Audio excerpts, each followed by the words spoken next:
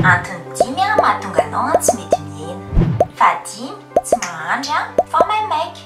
Vokatr' izany dia lasa mitady fikafika mba hanerina ny vatana mba hiafy be dia lasa manakorotana ny fiasan'ny vatana. Vokatr' izany lasa tsy ampy sakafo ny vatana, izany hoe zara raha mahazo sakafo izy. Vao maika izany manamporofo ny vatana hoe mila manangona tavy izy. Vokatr' izany lasa sarotiny amin'ny tavy ny vatana dia sarotiny kokoa ny fanesorana ny tavy.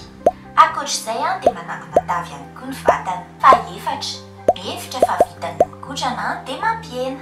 Tsy misy dikany mihitsy ny mikotrana raha toa ka mbola mihinan-kanina nefa tsy noana.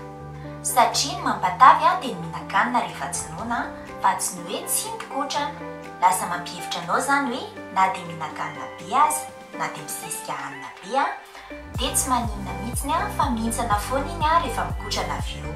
Nefa tsy mampihitsana tavy ary tsy mampihepo ny tavy mihitsy mikotrana. Mikotrana aza dia zara raha mandany kaloria. Faha-telo, matahotra ny nonoana.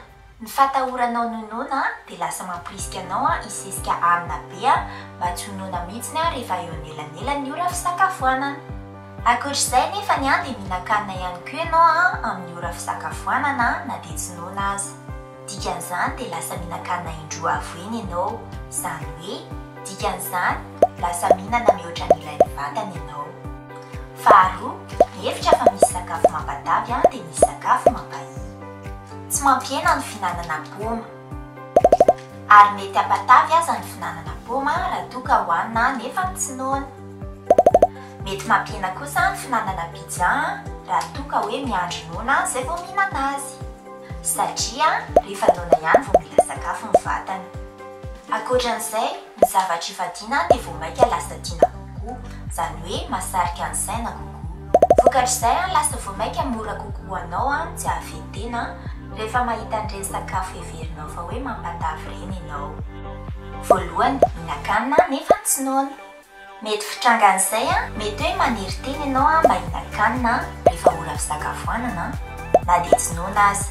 Ohatra hoe maniry tena hihinana legioma na yaourt noho ny fiheverana hoe tsy maintsy mihinan-kanina rehefa ora fisakafoanana. Mety hoe maniry tena ihany koa ianao handany izay rehetrarehetra ny loharana na dia hoe efa ela aza ny voky. Inona ny atao hoe voky? Ny atao hoe voky dia tsy noana intsony, izany hoe nanjavona tanteraka ny hanomanana, izany hoe tsy tsapa intsony hoe noana ny tena. Dikany hoe voky dia ampy izay ny sakafo nomen'ny vatana. Dikan'izany tsy mila sakafo intsony ny vatana. Rehefa tsy noana dia tsy mila sakafo intsony ny vatana. Rehefa tsy noana nefa mbola mihinan-kanina dia tsy ho ampiasain'ny vatana intsony ny sakafo nomena azy iny. Ary tsy hitan'ny vatana izay ampiasana azy noho izany angoniny ho avadiny ho tavy. Izay no mampatavy. Izay aloha ny androany fa amin'ny manaraka indray ny toyany. Dia aza tinoana mametraka j'aime amin'ity vidéo ity dia s'abonner amin'ny chaîne.